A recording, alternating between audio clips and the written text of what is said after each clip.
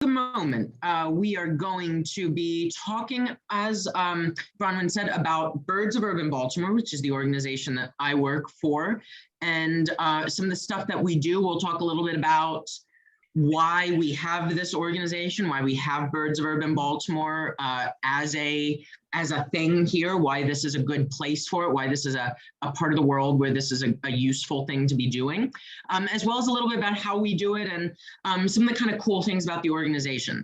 So without too much further ado, I'm going to jump right in and get started. I've shared my screen, so you guys should be able to see what I've got, some slides. I've got some cool slides to show you. There may be a couple moments where I show you things that I actually have with me. I'll do that at the very end if we get to that. So as Bronwyn said, I work for an organization called Birds of Urban Baltimore. And you can see I have my nice little community bird banding. We can make so many lovely bird puns with our organization abbreviation. And we do a lot of stuff with ecology and conservation in Baltimore City. That is sort of the premise of this organization, using birds, the avifauna of Baltimore and of Maryland, to talk about some of these things. So a little about me before we get too much further into it. My name again is Mike Hudson. I have a Bachelor of Science in Biology. I specialized in organismal science and physiology. That was sort of my college's version of zoology. It was a very small school, so we didn't really have our own zoology program. And this was kind of the people who did the animal stuff. That was our concentration. I was a field biologist at Washington College's Center for Environment and Society. That was where I got started with bird banding. I was an assistant bird bander and general field biologist there for about 5 years. And I sort of have some of the other relevant bird-related things that I've done up here as well. I've also been an editor of North American Birds, been on the Maryland Bird Records Committee, worked at the Maryland Zoo in Baltimore, as well as other animal and nature and education related things. Sort of my history of employment is tracking the overlap of education and science. I've kind of always worked in that area. So that's a little bit about me real quick. And some other cool pictures, because we get to, I threw in a couple fun pictures because I figured it'd be cool to see some of the cool things that a field biologist does, that someone who works in this area of science and education, some things that I did. So I have on one side here a picture of myself with a spectacled caiman that when I was working in Nicaragua, I was doing some research on tropical ecology and on community ecology in humid rainforest. And we were actually trying to do turtle research here in this particular example, but the caiman decided he wanted our bait. He was much friendlier than his fierce face suggested. He was actually a very, very polite little caiman. And actually at the same place as the other photo, it's a kind of tropical bird called a manakin. I woke up one morning with this little girl bouncing around my cabin that I was staying in. It's just kind of a neat little experience. And a couple more ones. This one is in Costa Rica, the one that with the stream in the background.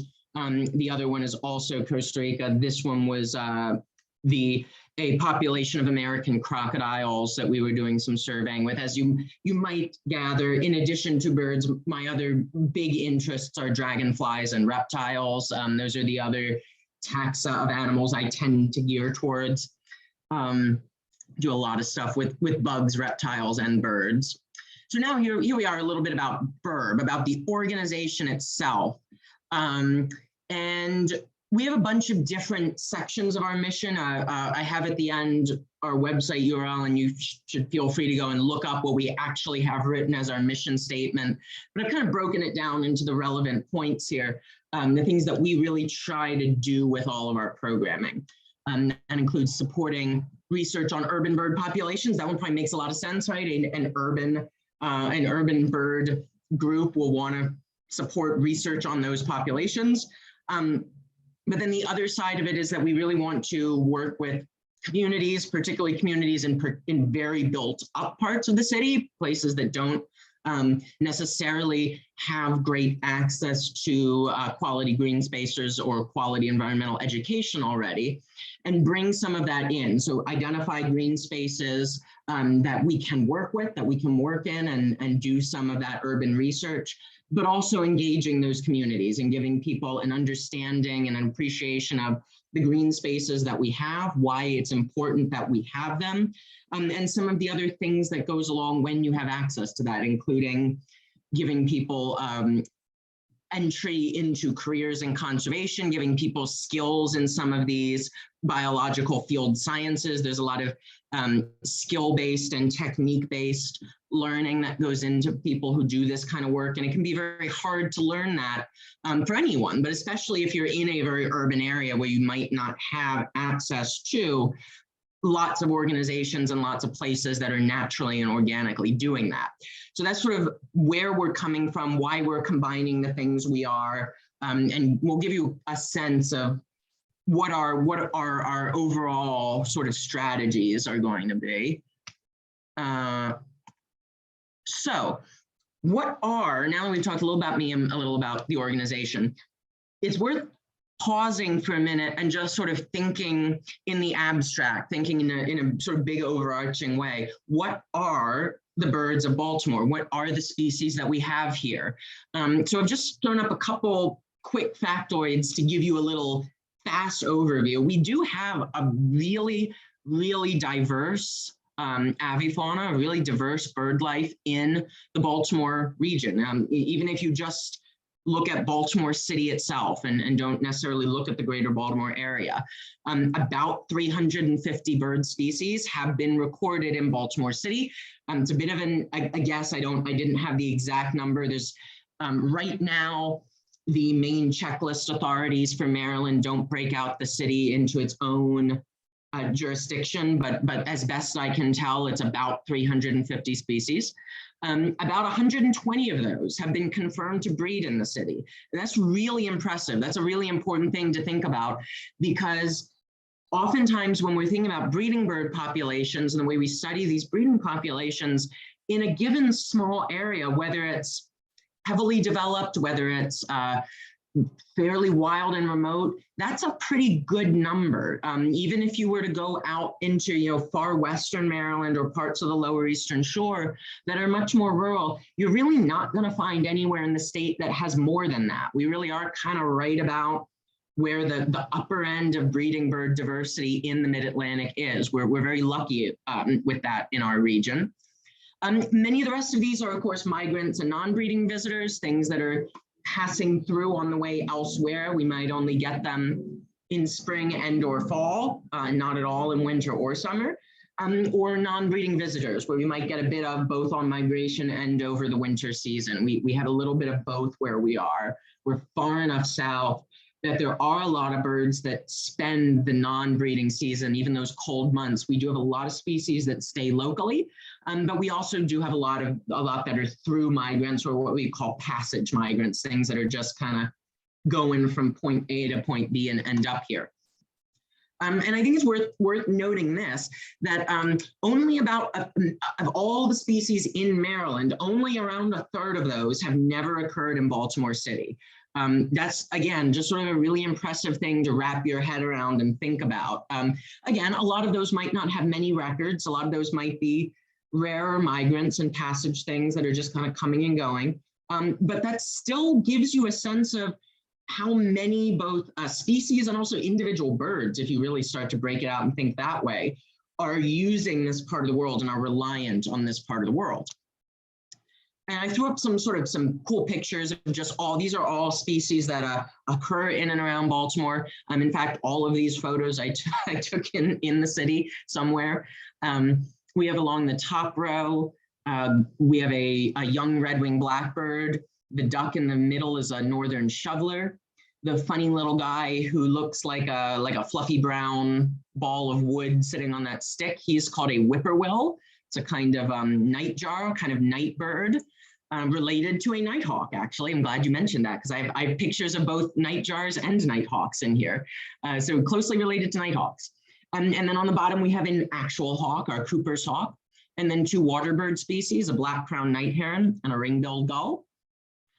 And another cool suite of Baltimore area birds. Some of these are slightly less common. The one in the bottom corner, at least, is tricolored heron, the guy with the white belly and the pale green at the base of the bill. It's a rare one. But these others are all species, and that goes for the last page too. These are all species that you can, in a given year, be reasonably certain that are going to pass through the Baltimore area. None of these are super, super rare and restricted species in our region. These are all kind of reasonably widespread and common. So why is this? Why does our region have such diversity? There's a lot of good reasons for that. There's a lot of things that go into a region having high bird diversity. There's a lot of things that are part of that. I've thrown up here some, these are pictures I pulled off of eBird. Those of you who maybe are a little more familiar with some of the citizen science reporting mechanisms may know of eBird. It's very similar to iNaturalist. It's what Bronwyn was mentioning earlier that the City Nature Challenge uses. It's a similar one, but it is meant just for birds, and it is a little more in-depth and a little more highly managed. There's a bit more of an intensive data review that goes into it. So it's kind of like iNaturalist is already very good. It's already very accurate because, as we were mentioning, it has to be approved by multiple experts. But eBird just even takes that up to a slightly higher level of data review. So it gives you a really good sense to look at these distribution maps and look at where bird diversity is highest. So I kind of pulled one that's a lot of the Western Hemisphere. On the far side, we can see all the way from northern Argentina up to Canada. And the red is the more densely, the more diverse regions, that is, where the brighter, deeper reds are the most diverse areas. So you can see, as we might expect, the tropics are where the heaviest diversity is, right in the northern Andes and Central America. But if you keep following that, there are threads of that diversity that keep moving north, and they kind of follow the coasts. If you look at that streak of red and dark oranges, it sort of wraps all the way through northern Central America, all the way across the Isthmus of Tehuantepec in Mexico, all the way up into Texas and the Gulf Coast, and even up a little onto the Atlantic coast. So you can see these slightly more zoomed in versions I have on the other side, which is just sort of showing the eastern US in one. And again, you can see how those pockets of really intense diversity sort of follow those southern coastal habitats up to about the mid-Atlantic, and they start to taper off. And then my much more zoomed in one, which is really just the Baltimore area and the Delmarva Peninsula. And you can see that along with Cape May and the Delaware Bay shore, the central portion of the bay is one of the most diverse regions in our local area. Just kind of gives you another way to visualize and see that. And the reason why really gets down to two things. It gets down to two facets of our geography that really cause a lot of this. One, of course, is the Chesapeake Bay. So we can see here we've got our lovely aerial map of the estuary. We can see going all the way up the Susquehanna and into Pennsylvania, and then all the way down towards the Atlantic Ocean. We got a lot of habitats that are very rich, very diverse wetland habitats. A lot of these, on these previous pages where we're seeing that diversity kind of follow the coastal habitats up and these southern habitats up, this is why. It's because this Chesapeake Bay habitat is sort of the northern outpost for a lot of these more southern subtropical habitats. We're actually really technically not temperate in coastal Maryland. We're a humid subtropical climate. And that's why we are the northern terminus for a lot of these more southerly species. I saw someone in the chat mention Cape May. I'm glad you did, actually, because I did want to point out that's the only other place on this map where it's much denser than the Chesapeake Bay, is on that side of the Delmarva Peninsula where Cape May is in New Jersey. And it's similar things that causes the richness and diversity over there as we see in this part of the world. It's a combination of funneling of migrants and of these this mix of northern and southern habitats. Because in addition to the bay and here, and I've sort of picked out some particular habitats, we've got examples of salt and freshwater marshes, as well as a coastal prairie. That's the one that's the pine stands with grass. That's a Atlantic coastal prairie. It's a very rare habitat now. It's very restricted, but that was historically a very important tropical and subtropical habitat that reached up our way. So one thing is all these southern habitats and all these wetland habitats. The other thing is that we are the southern terminus of a lot of northern habitats, and our geography, aside from our water-caused geography, our geological formations and the Appalachian Mountains and ridges and valleys to our west bring a whole nother aspect of biodiversity to our region. The Appalachians, a lot of people don't realize, are one of the most important areas for endemic species in the whole world, not just in North America. The Appalachians are a biological hotspot that is almost unparalleled amongst other sort of subtropical and temperate mountain habitats. It's a very important region. And so we have a lot of these same habitats that are sort of reaching their confluence, a lot of different things happening here at once. And in addition to the habitats themselves, and again, I just threw up some examples of some particularly interesting northern habitats here. We have our ridgetop forests, some of our river valleys where a lot of those endemic, those native unique amphibians are found. A lot of the species that make the Appalachians so interesting, a lot of those are amphibians, reptiles, and insects. And a lot of those are tied to these freshwater river valleys. And then also bogs. We have this, that's our last picture here, sort of a ridgetop bog where we get these depressions of nice peat soil that make really cool northern wetlands.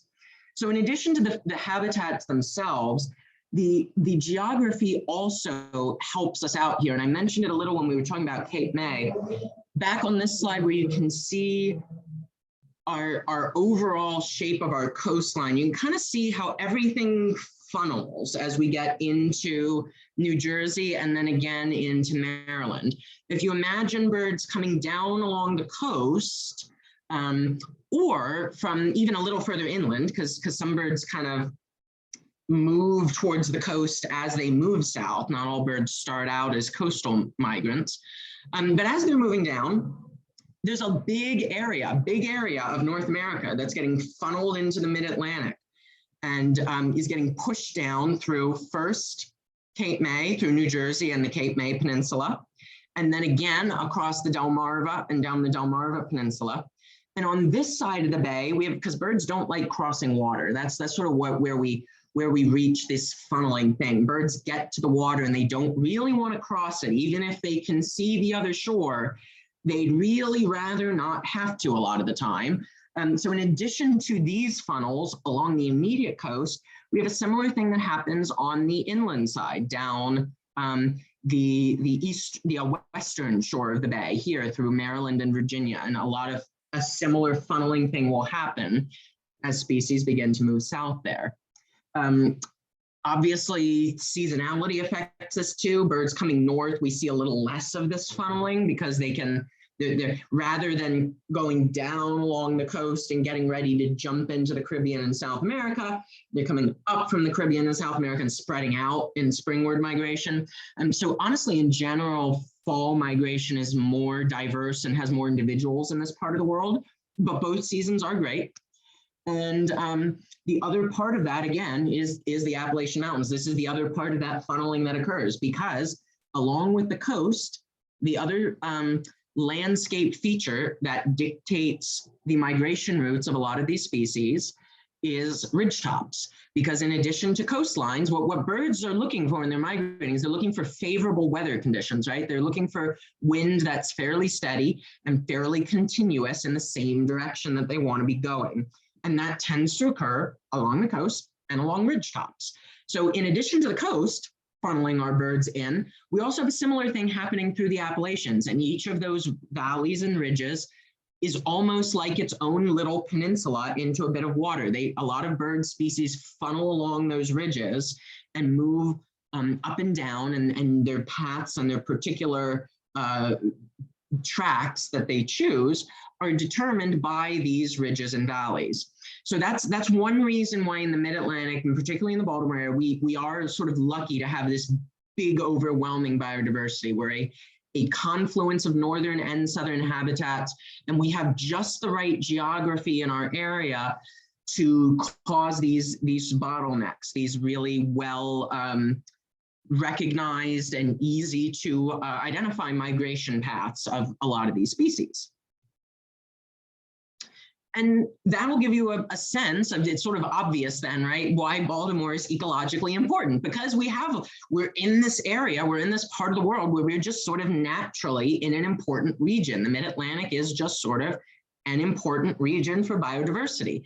And Baltimore sitting on a major part of that area, you know, the Patapsco River emptying into the upper part of the Chesapeake Bay and the upper Chesapeake coastline. That is an important part of this bigger region. And it's one reason why we're particularly interested in the urban ecology and in the general health of the ecosystems around here.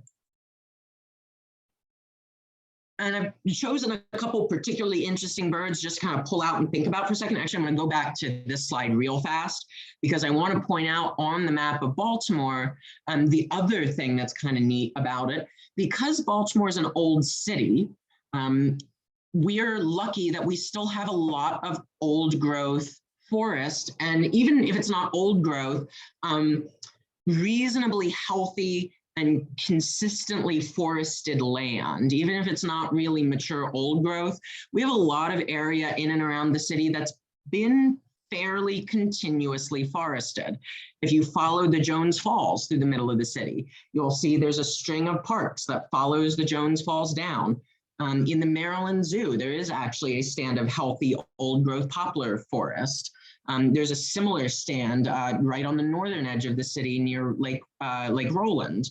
There's a similar area actually on the southern side of the city near Carey Murray Nature Center too, where there's an old growth stand, that one dominated more by sycamores and tulip poplars. But you know, similar idea.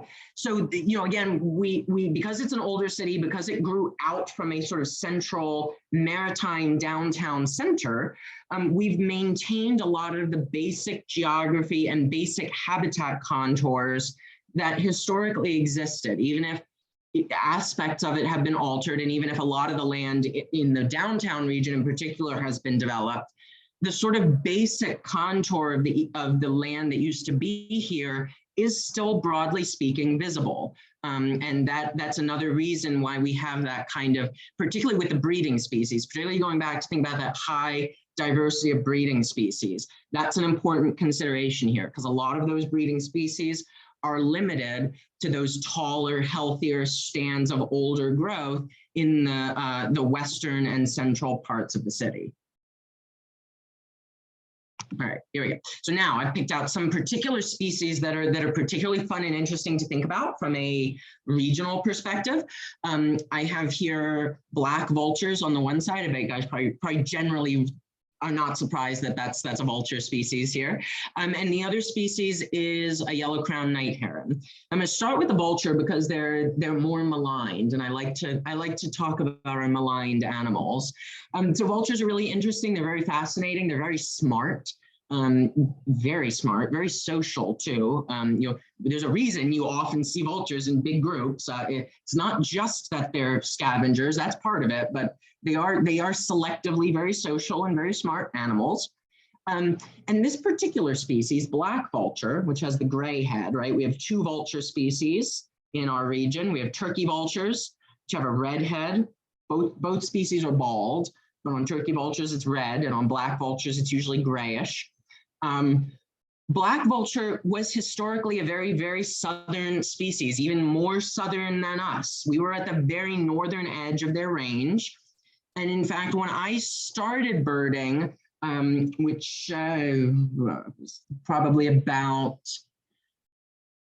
almost 18 years ago now, they were in the Baltimore region. They were not a rare species, but they did not breed locally, and they were primarily associated with post-breeding dispersal. So there's this phenomenon where a lot of southern species that breed very early in the year, they have big pushes northward, where young birds that were hatched in February and March in Florida, by May, June, July, they're out of the nest and they're looking for less densely populated areas to hang out in for the rest of the summer. And so a lot of migratory species actually do go north before they turn around and go south for the winter. And that's black vulture was a classic example of that kind of species for a long time. They weren't uncommon per se, but they tended to be associated with these summer and early fall dispersal movements. And right around the time that I was starting to get really seriously into birding, we began documenting them breeding in the city. It was one of the first direct evidences of breeding activity by black vultures anywhere in central Maryland. The reason for that, funnily enough, is that there's a lot of abandoned houses in Baltimore, and that's where black vultures like to nest, it turns out. So there are neighborhoods where bordering parks, particularly in the northern side of the city, derelict houses are actually really important local nesting structures. And there have been a couple areas where the city has selectively decided to, where they're out of the way enough that they're not going to cause problems, leave some derelict property standing because they have nesting vultures in them pretty much continuously now. So that's a really cool species to think about. That's one reason I include that. It's an example of active change in bird population that we can see right here in Maryland. And with our yellow-crowned night herons, this is another species. This is another typically southern species and typically very coastal species that also was not very common in the Baltimore area at all previously, even less so than black vulture. It was another mostly post-breeding disperser. It was another species that came north in the summer. And now we have them breeding as well. The most famous, excuse me, I was in the middle of dinner when I was getting ready, and interesting thing with these guys is they now breed pretty commonly along the Jones Falls, in that section of older forest over riverine habitats in the middle part of the city. These guys, the biggest colony currently is right across from Druid Hole Park, right near the Maryland Zoo, between the Steve Silver building and the sort of east side entrance into Druid Hole Park. And this is another really fascinating one because this is a species that's come into the area, again, probably something to do with climate change. We sort of assume that's part of the story with black vulture as well. We kind of assume both of these are partly caused by climate change. However, with yellow-crowned night herons, there's also certainly a water quality aspect involved because yellow-crowned night herons are specialists on crayfish in this part of Maryland. On the eastern shore, they specialize in fiddler crabs. They like to live in salt marshes and they hunt fiddler crabs. On the western side of the bay, they primarily live in streams with healthy crayfish populations. That's why they are a heron species, but they got a kind of funny beak. You'll notice the bill's almost like crow-like. It's very thick-based for a heron. It's because they're a crustacean specialist, so they have a slightly sturdier bill for chewing up, crushing up those shells. And so that's a species who has returned to the Baltimore area only as some of our tributary waters have gotten cleaner. We've still got a long way to go, particularly with the main part of the bay towards a real healthy water chemistry, but it's getting better. And there are some of these tributary streams that are reasonably healthy now. And that is almost certainly why we now have yellow-crowned night herons largely. And we most definitely would not have this species if we were seeing consistent losses in our aquatic invertebrates. They're sort of a good indicator species of the health of those populations. And these are some other kind of neat ones. The snow bunting that I have over here, he's a whitish guy with the orange crown. This is a species that mostly winters on the coast, but because we have some jetties that stick out into the bay around the city, we get some in winter periodically. They're pretty common around North Point State Park, just outside of the city, but we do get them in and around the city too, particularly around Fort McHenry. And American black duck. which is one of my favorite birds ever. I had a friend who was British, who said that black ducks were the dullest of our American ducks, and I almost couldn't be friends with him after he said that. I just think they're so handsome. I know they're not brightly colored, but there's something very clean and handsome about a black duck. And this is another species that the Chesapeake Bay and the upper part of the Chesapeake Bay in particular is of global importance to this species. This is a species that's declining very rapidly across its range. One of the fastest declining waterfowl in North America. The reason is thought to largely be competition with mallards. One thing that we don't think about as much is that a lot of species that we think of as common year-round residents were not that way before people began to alter the landscape. Mallard and Canada goose are the best examples of that. Historically in Maryland, there would have been no resident Canada geese. You would never have seen a Canada goose outside the winter. The same with mallards. We had no resident mallards in the mid-Atlantic. You would never have seen mallards here in the breeding season. That changed as people started to open up the landscape. Canada geese and mallards require fairly open wetlands. They don't like areas with a lot of heavy woodland, and they don't particularly like saltwater habitat. So Maryland historically was terrible for breeding habitat for Canada geese and mallards. Our wetlands, that is, were too wooded, and the open wetlands were too salty to sustain large resident populations.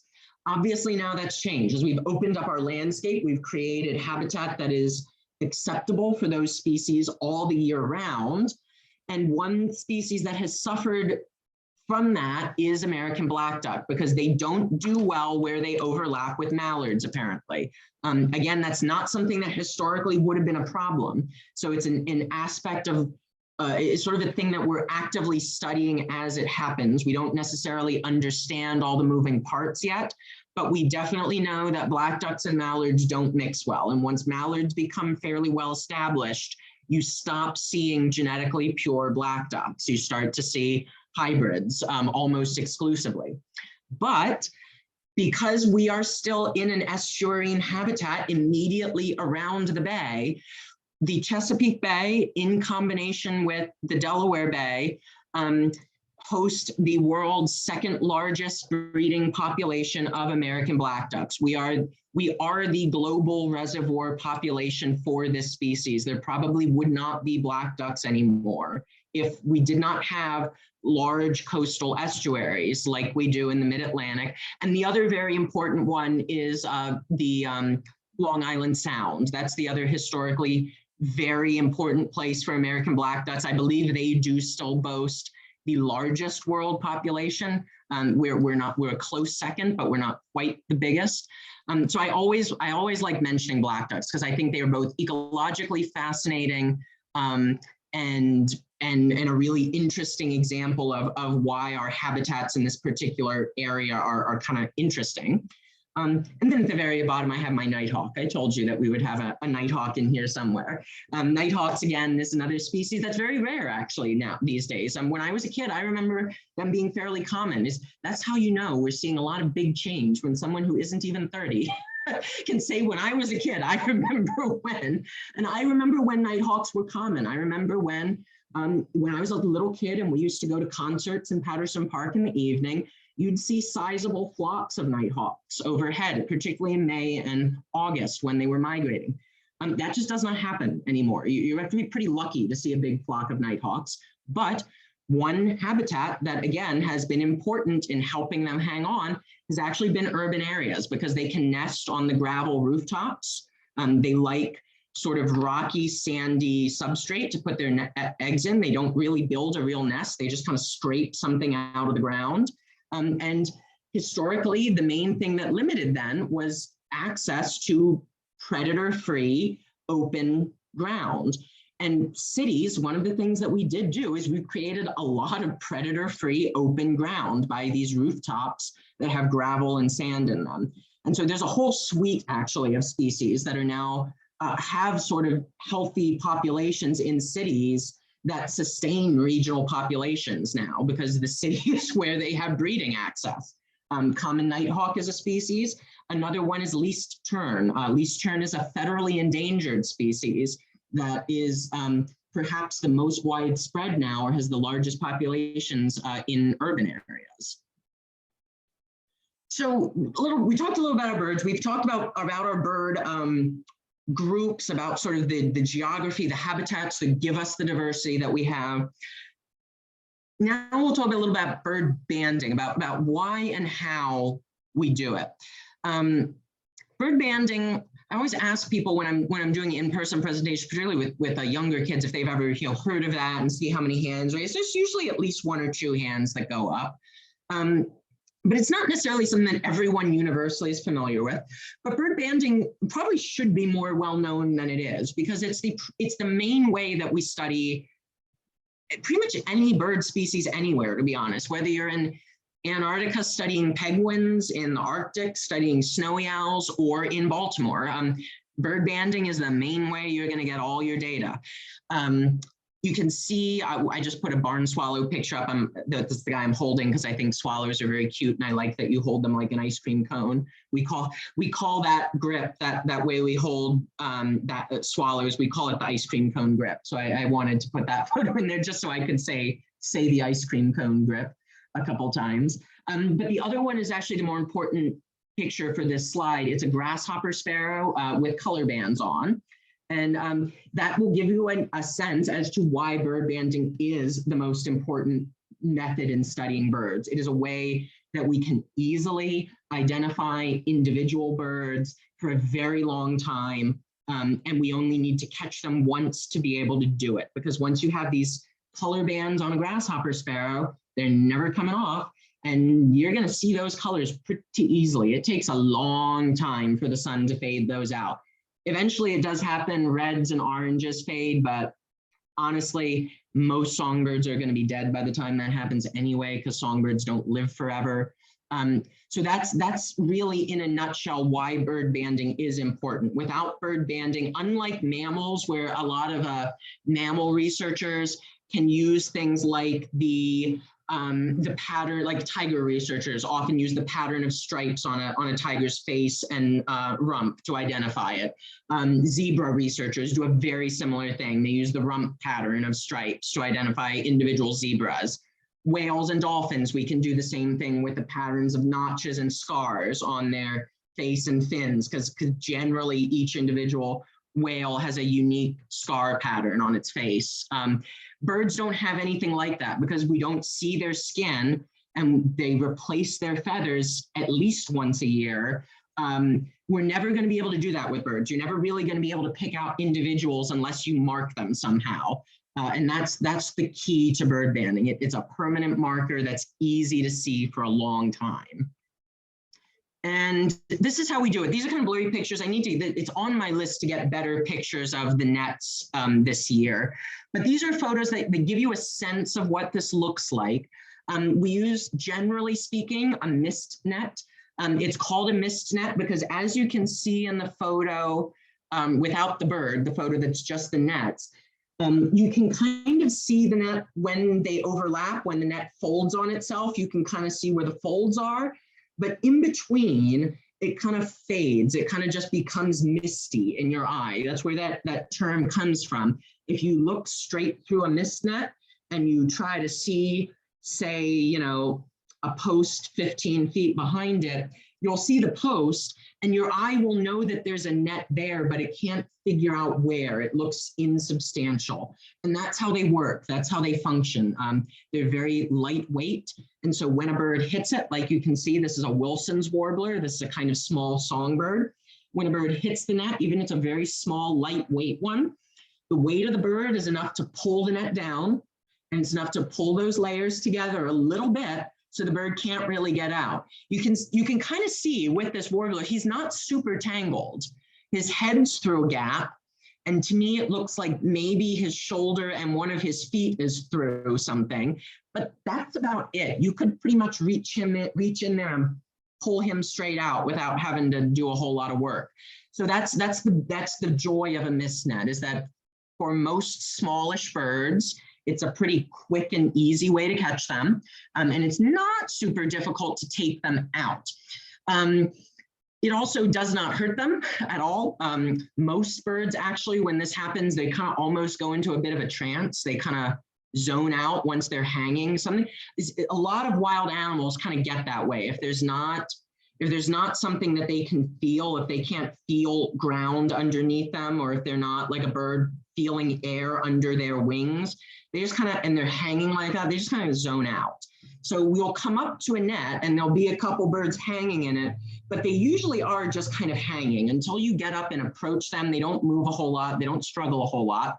When you touch them, they don't love it. But again, you're fast when you do this, and it takes a lot of skill and training. I did say it's relatively easy, and it is if you've done it a lot.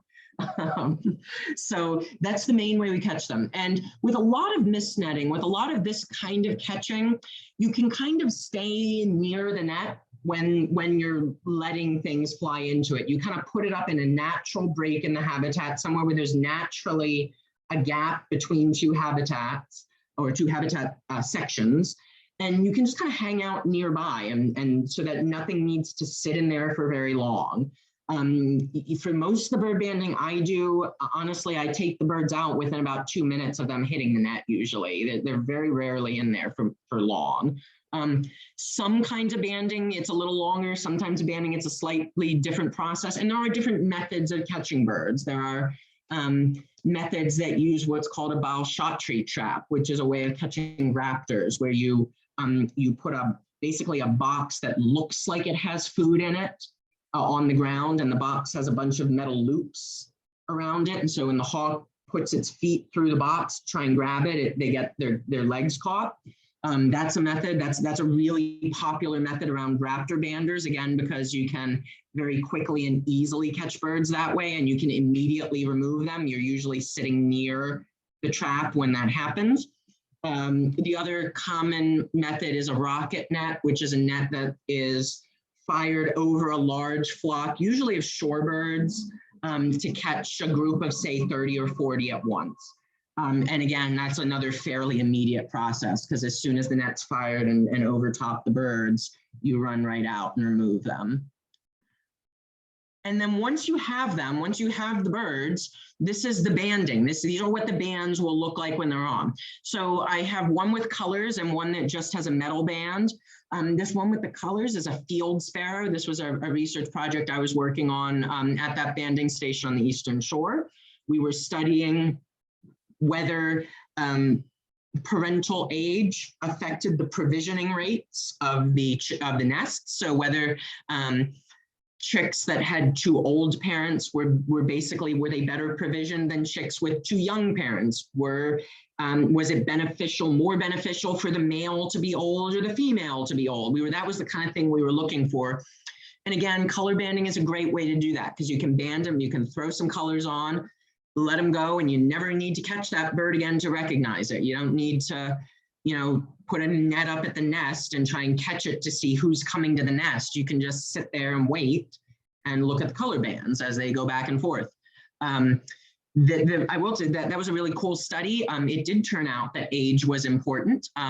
The older birds did usually provision their chicks much better. They didn't necessarily visit the nest more often, but they brought much larger food items. That was the interesting twist in it. We sort of figured that the older parents would be better parents, but we weren't sure exactly how. And it turns out they're just more efficient. They get bigger food items for their chicks. And having an older having an older male was more important than having an older female, because the males do more of the provisioning in the species. Incubation, which is the female's job, doesn't seem to matter whether a female is old or young for her to be an effective incubator. But with male birds, it does matter with age, because they're doing most of the feeding for a lot of these species. And on our other one, we do just have a regular metal band. There are some birds where you're not necessarily doing a long-term species-specific study where you might just put a metal band on. In this case, you wouldn't need to catch the bird again, obviously, to identify it most of the time. But that's okay with most of the species that you do this with, because if you're just using metal bands, you're usually looking at migrants, and you're probably not going to see an individual bird more than once or twice a year anyway, because it's probably not going to stay around for more than a week or so at a time. Where I worked, where we were almost only doing metal bands, we were mostly doing that. We would often catch the same bird year after year after year, but we would catch it on about the same day every year. The one that sticks in my mind is a red start that, like, every year for 5 years, we caught between like September 1st and September 8th.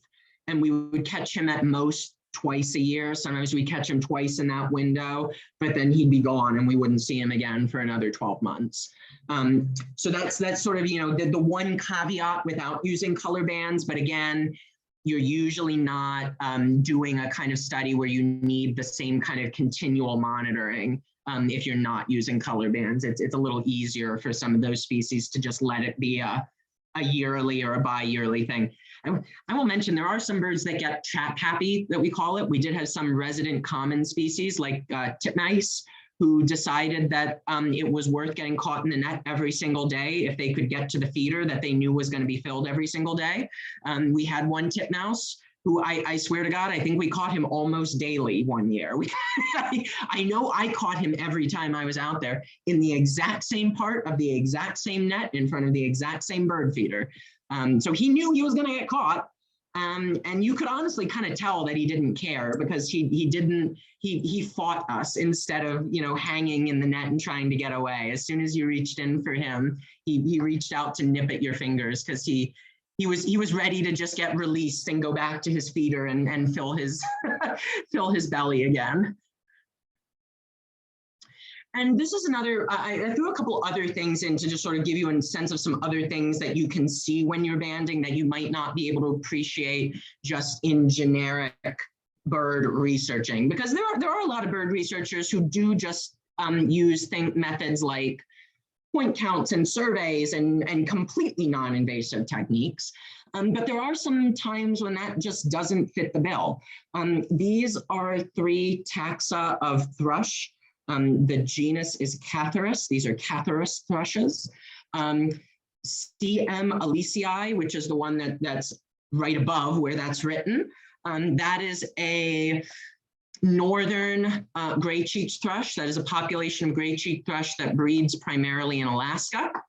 The minimus, which is the one in the middle, is a gray-cheeked thrush population that breeds mostly in central and eastern Canada. And C. bicknelli, which is this one all the way on the side, is a Bicknell's thrush, which is a very rare species. It's federally endangered. At one point, it was considered the American bird species most likely to go extinct within the 21st century. It is sort of a sad reality that there's probably nothing to be done to stop it at this point. But that does make it really important for us to try and document the decline, and for us to try and document where they do keep occurring and why, so that if they don't disappear, we can identify where they're hanging on, and also so that we can document the trajectory of the disappearance so that it does not happen to ecologically similar species further down the road. And the only way really to study this particular suite of species is to catch them, because they look identical and they can sing each other's songs sometimes. So the only way that you can really be sure that you're studying these species is either to be in part of the breeding range where only one species occurs. There's a couple areas where there's no overlap. Bicknell's thrush is the only, the expected species in the Adirondacks and White Mountains. Pretty much as soon as you get into Canada, you start to get overlap with the gray cheeks. And so bird banding stations in the mid-Atlantic that catch both of these species, and where we can take measurements down to the 10th of a gram, and we go down to about probably about 1/10 of a millimeter, actually, usually for our wing measurements at least. That's the only way to identify them accurately, is to be able to have them in your hand and take those really fine-grained measurements. So sometimes bird banding is very literally the only way to study some cryptic species, some species that are tough to identify in the field. These are all specimens from the Smithsonian, FYI. I do not have my own little collection of birds in my apartment. These are from the Smithsonian's collection. I went and did a couple days in their collection for some projects I was working on for the records committee. And this is another example of a similar thing. These are subspecies of fox sparrow. Some of you may know fox sparrows. We have them in winter in Maryland. They're a lovely bird, lovely song too. But their subspecies are very cryptic. And to be quite honest, we still don't understand where the barriers between these subspecies are. The population I have in the middle here, I have red fox sparrows on one side. They're the least heavily marked birds. The ones with the whitest bellies are my red fox sparrows. The heaviest marked ones are slate colored fox sparrows. The one in the middle is a population that has been dubbed altivigans, but so far studies on the breeding range with audio recordings have not been able to determine what population they're part of. Genetic studies have been inconclusive. Obviously, there's overlap in plumage characteristics. That's what I was trying to do with this. The records committee was trying to come up with a way that we could determine which populations we primarily see in Maryland. We couldn't exactly come up with a great criteria either. So bird banding is, again, an important way to do this because it's a way that we can catch individual birds. We can make observations about specific measurements, specific sizes. We can take big series of photos of the same species again and again and again and again, because we'll often catch multiple individuals of a species. Bird banding can be a great contribution to the suite of techniques that you might use to sort out some of these cryptic populations. And then this is one of my favorite parts about bird banding, the aging, the way that we look at differences between age and sex, and the way that we look at the way birds grow and the differences in the ways they replace their feathers. So I have here eastern bluebird wings. The top two, the top row is the same individual and the bottom row is the same individual. The top row is an adult male. The bottom row is a juvenile male, is a young male. So the top row, we can see there's just an overall better quality to those feathers. The color is clearer and purer. The edges of the feathers are less ragged. We can see that particularly those feathers in the middle of the wing, the edges are very nice and crisp on the adult bird. They're not on the one below. And in the close-up where we're actually looking at the bend of the bird's wing, this is right, these close-up images are actually right at the wrist, right where the wing would bend. And the top, on the bottom, it's actually easier to see. See, the topmost feather there is very rounded. It's got a round tip and it's a nice white edge. If you look at the top one, it's even hard to see that feather, but it's the one in the front. It's very pointed and it's got a black center with a much narrower or a much wider white edge on the bottom. That's another difference between sex that is consistent across, or age rather, that is consistent across bluebirds. So there are differences in coloration and feather quality. There's also sometimes differences in feather shape and size. And so you can get a lot of really interesting and sometimes very accurate demographic information about a population by banding, because you can fairly accurately judge age on some of these birds. This is another example of that. This is a blue grosbeak. I like birds that are blue. I have a little bit of color blindness stuff, and blue is one of the colors I see the best. So I tend to like showing these kinds of things with birds with a lot of blue in them, because I can see the difference most easily. And on this one, the adult is on the bottom and the young bird's on the top, but you can see the same kinds of things, that difference in both color and tone, the richness and brightness of the color, and also in feather quality. The feather quality is particularly dramatic on this set. And in fact, we can go back and I can tell you exactly why. These photos are from the fall, and bluebirds tend to molt their wing feathers at the end of summer. So whether it's an adult bird or a young bird, in fall, they will have recently replaced all of those wing feathers. So again, a young bird's feathers are still going to be a little worse quality, but they're still newer, and so they look a little better. this is in spring. And so these wings have had, you know, they've carried the bird from the breeding grounds to the Caribbean and back. This is a species that breeds locally and winters in the Caribbean. So these feathers have seen a lot of wear. They've been in the sun in the Caribbean for a long time. This is a species that's in open habitats, so the feathers bleach a lot. And because the young bird's feathers are poorer quality to begin with, that wear and that bleaching is a lot more obvious on a young bird than an adult. So that's why it's so dramatic in this set of images. This difference between feather generations tends to be a lot easier to see in the spring. Because the juvenile birds, just their wings and tails especially, tend to be in horrific shape. They tend to have really ratty looking flight feathers. But they also give us a sense of things that maybe don't do what they should. One of the things that I say a lot about bird banding is it's something that you can literally do every single day of your life and always be surprised by something. This is a female brown-headed cowbird, which is another common songbird species locally. We have both resident and migratory populations in Maryland. And this is one that totally did not replace its feathers the way it should have.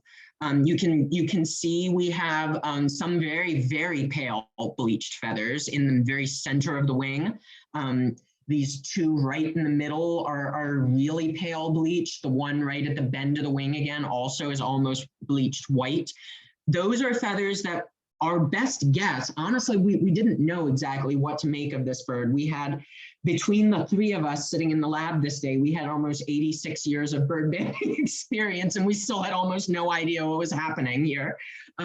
So we think what this bird was a bird that probably suffered some kind of very severe trauma, or potentially was in a very poor quality habitat in its second year of life. And so instead of replacing its juvenile feathers, instead of replacing feathers that it grew in the nest, it held on to them for a full extra year because it didn't have enough energy. It didn't have free calories to devote to growing in feathers. Growing in feathers, molting for a bird, the process of replacing feathers is enormously, enormously energy inefficient. That's why most birds tend to grow all their feathers in late summer before they migrate, because there tends to be a lot of food in late summer and they're not doing a whole lot else. They've already raised their chicks. They're not quite on the move yet. So they've got a couple weeks to just sit around and eat and be fat and happy and grow in new feathers. So our guess is that somewhere along that cycle, we think this bird was 3 years old because we think we identified 3 feather generations. And our best guess is that she just had a really rough first non-breeding season or first migration, and she had some kind of serious injury that obviously she recovered from, but that potentially affected her in that season.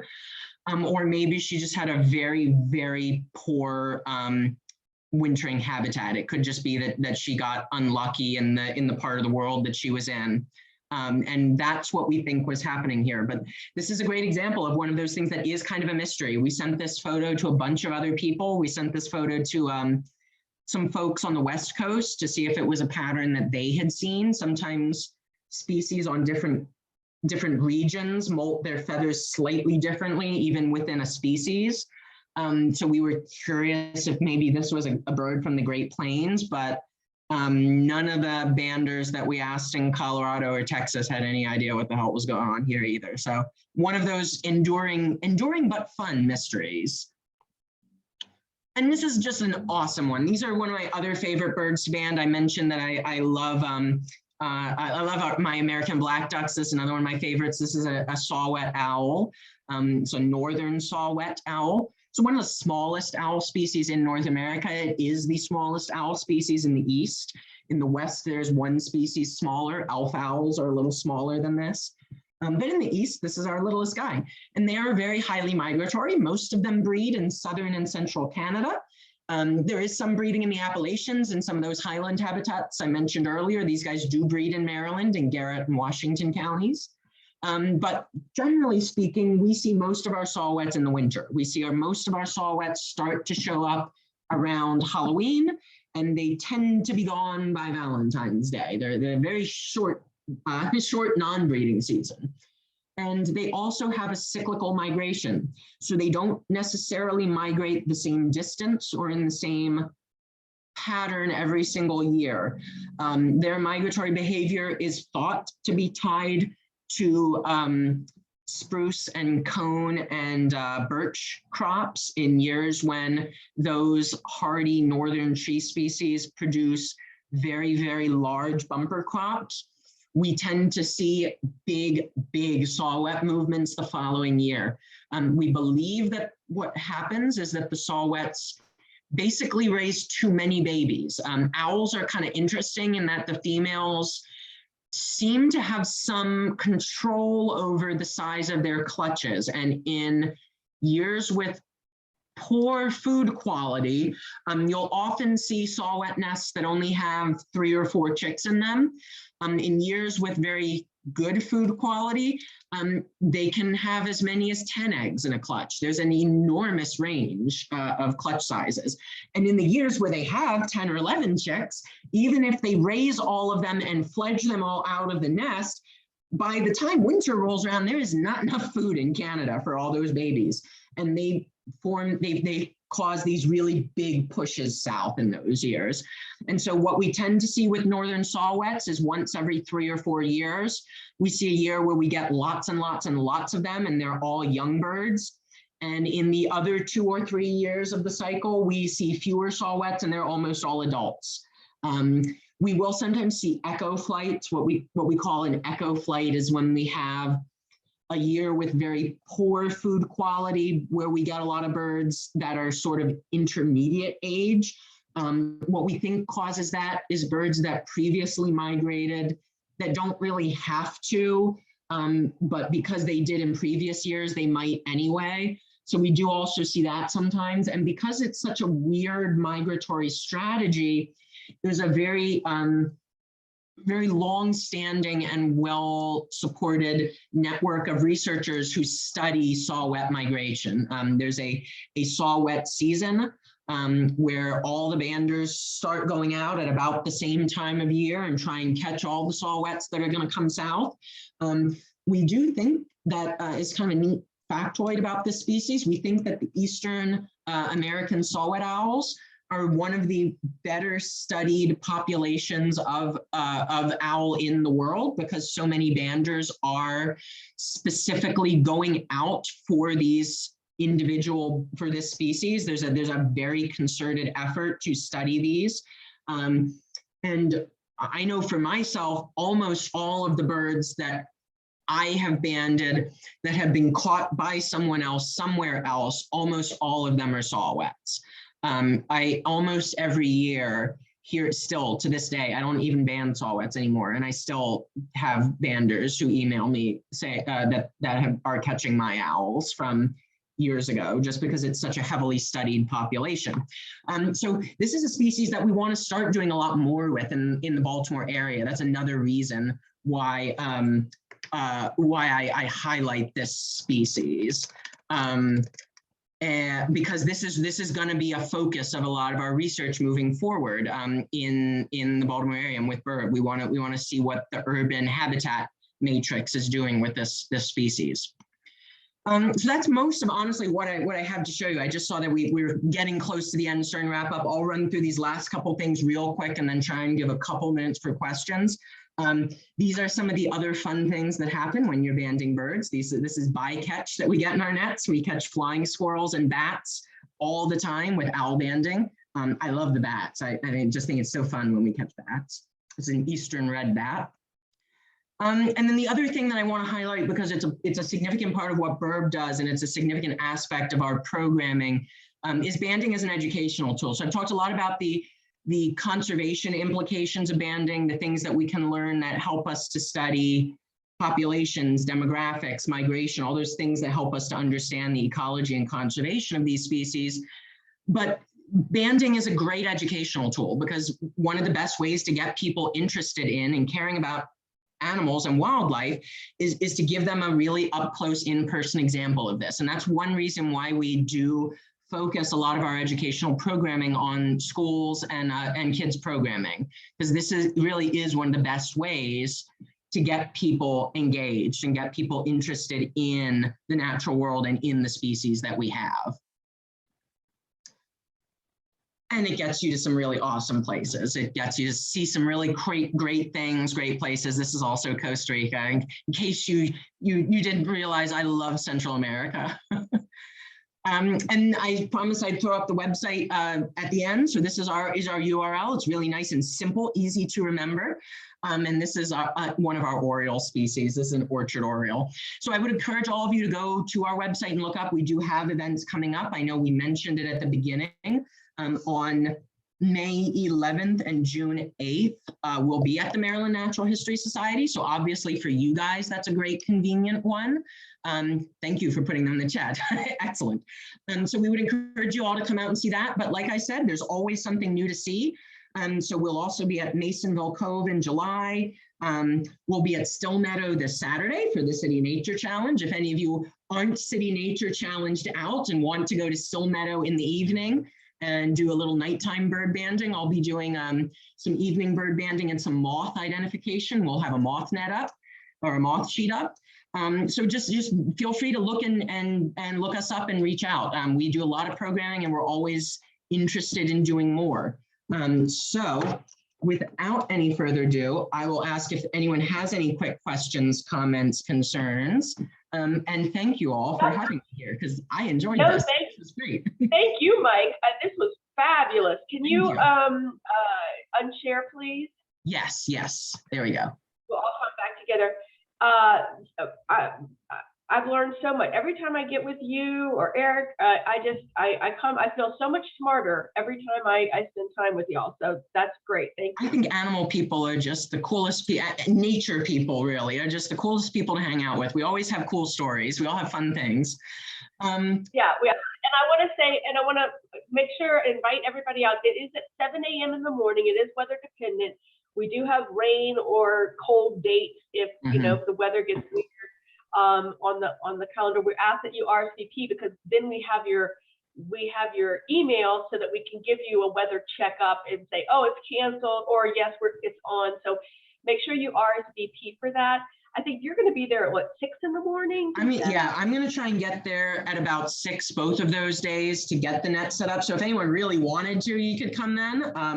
But yeah, technically around 7 is when I'll definitely be set up and hopefully have birds for you guys. But if you want to show up at 6 and set up the nets with me, you're free to. I noticed there is one question real quick that I wanted to address because it is a really good one. And then if we have to jump off, you can boot me. The question is, what do the different colors of bands represent? And are there certain, are they for certain years or other purposes? That's a really, really good question. With the color banding that I'm doing, it's mostly species dependent. I get a booklet from the Smithsonian because the project that I band for currently is a Smithsonian hosted project. It studies nesting populations of birds in urban versus rural areas. And so I get a booklet from them of what the approved song sparrow bands for me are. And so I have my own sheet that no other banders have. But for other projects, they do it slightly differently. So for shorebird banding, the color indicates the country they were banded in. So again, for my stuff, there's not a special significance to it. But sometimes there is. If you were to go to the beach and look at the shorebirds, I know red is Chile. I know red means a Chilean band, and orange is an Argentine band. And I think the US uses lime green now. So it just kind of depends on the taxa. It depends on the species and how long the research has been ongoing, basically. That was a really, really good question. I'm glad someone thought to ask that. All right, well, if there's nothing else, actually, this is one more thing I'm gonna do. I'm gonna put, I know I put it up on the thing, but I'm gonna put the URL in the chat too, because I noticed that it's recorded, so you'll be able to see this as well. So just another place you have it. I threw in our website URL in the chat as well. All right. Well, Mike, thank you so much. I'm looking forward to playing with birds with you. I'll be there on all the days, so I hope that I'll see some of you out here. Invite your friends and family to come with you, or your enemies who are drag them around. Yeah, I can give a cardinal to bite them if you bring your enemies with you. But anyway, everybody stay well, stay curious. Hope to see y'all next week when we are learning about the bobcats of Maryland. So that's going to be fun. Hey, thank you all. Thanks again so much for having me. Bye-bye. Bye.